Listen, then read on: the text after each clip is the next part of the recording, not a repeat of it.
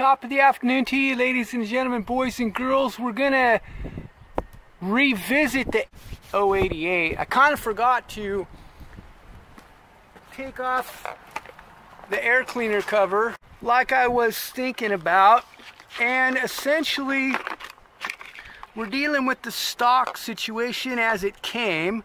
HD2s are a known quantity for letting particulates pass. I cleaned the flange up before I started this test session, but what I was going to say is what I noticed after viewing the test runs between the 088 and my NBFF 661 that Psy-Ko-wise, the knots appeared to be getting bigger, and they ran pretty close in one of the two runs. Essentially they ran really close, but then when the 661 was coming up in the last cut, we're getting back in there further, and it was a little bit behind, but we saw where the 088 actually lost about a second when it got back in there a little bit on an upstroke. So if we want to take a look at that, we're going to measure. We see this is going to be the second cut on the 088. The knot cross section's about 5 inches right there, and if we look at the knot cross section right here, we see that it's 7. So the 661 definitely got the worst of the situation. So we're going to run that saw again. We're going to run it against the Psy-Ko SS with the torque tweak version 395, and I'm going to be betting dimes to donuts that the 395 is going to be besting the 088. We're going to run the 088 first because it's getting into the cross section of that knot. It's going to be running the same as that 661 was as far as like dimensions on the knots, where it kind of got a little bit of a buy in the beginning, and we're gonna take a look at that, I guess, on a personal level. So I'm gonna revisit the warm-up session on the 088, and then we'll begin.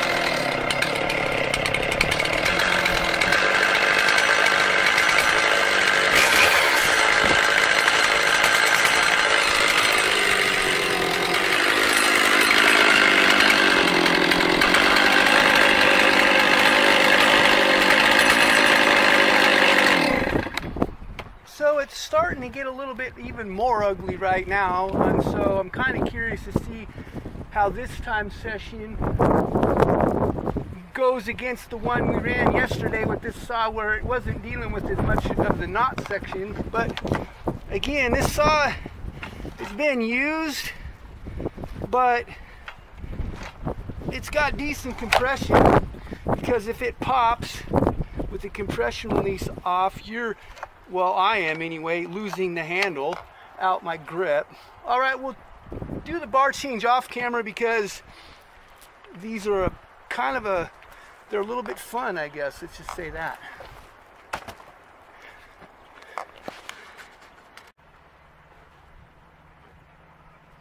Alrighty then, we have the Psy-Ko SS version 395 queued up. It has the torque tweak. I think I mentioned that already. It's been a little while. We had to kind of stop and take a pause. Pretty much warmed up for the day here, and a little bit more breeze than yesterday, but I'm going to run that saw first, because it's going to get that long knot that you see coming out of the top. The 395 is going to get the worst of it. I thought better not put that 661 in that situation. We'll put it on the back side. Hopefully it kind of mellows out a little bit, and it'll be a little bit closer to what we saw with the 088. We have the Franken 395 warmed up and ready to go. We're going to be running that thing in mid-13s. See how she does.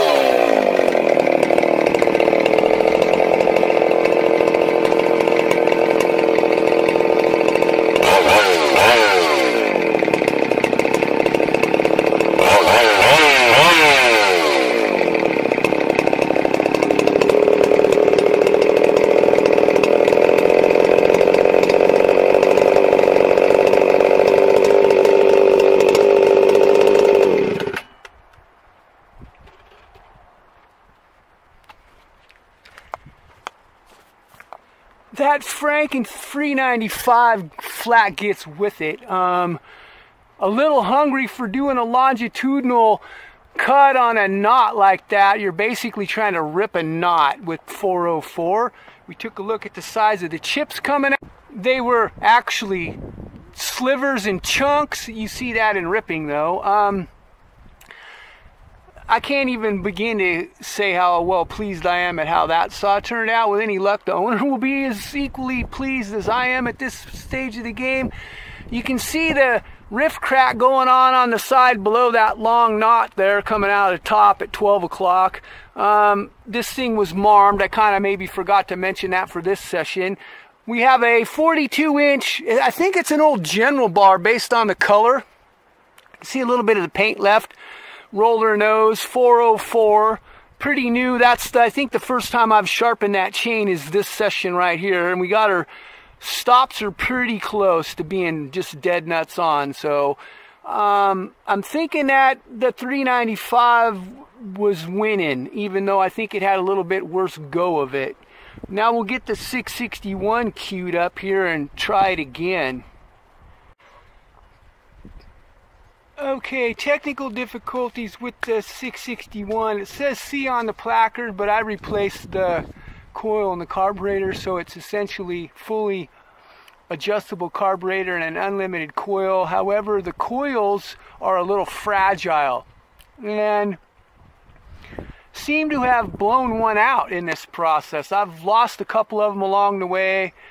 You kind of search for a coil that I built that saw almost 3 years ago now, I guess, and so you find something that will fit in there, I guess, essentially, and kind of work. It's not exactly ideal, but it takes a lot of monkey business to get them fitted in there, and then they last a decent amount of time some of the times, and then some of the times they don't. I think this is the third one that I've lost at this point, so we won't be seeing how it compares today because it's DOA at the moment. So thanks for watching this session. Have a blessed day wherever you might be on God's green earth.